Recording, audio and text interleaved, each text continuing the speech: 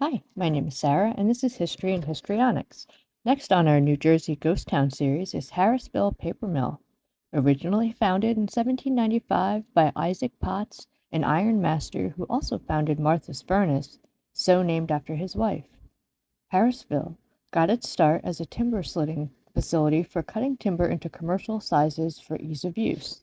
In 1832, it was bought out and transformed into a paper mill and renamed McCartyville.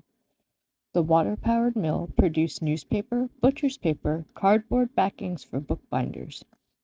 Despite its location surrounded by timber in the pine barrens, wood pulp was not used to make the paper. Instead, salt hay, old rags, and recycled paper were used. After a fire broke out and devastated the first mill, the property was purchased by Richard Harris, who rebuilt and modernized the paper mill and named the town Harissa. It would later become known as Harrisville.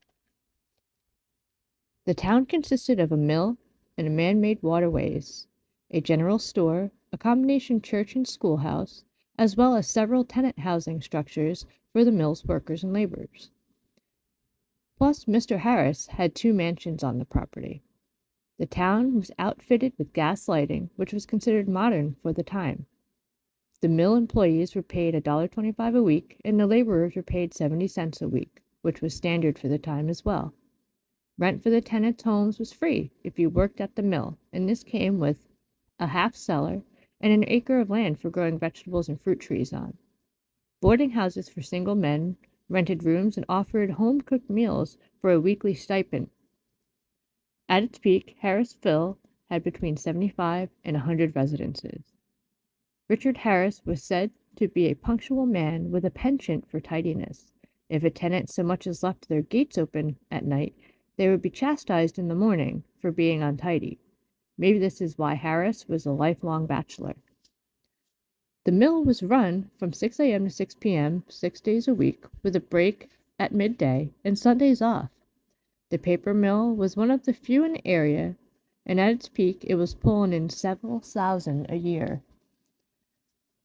However, as industry started to change and the equipment at Harrisville began to age, the paper mill began to decline.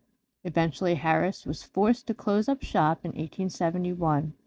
He went into a self-imposed exile and became one of the few residents left in Harrisville.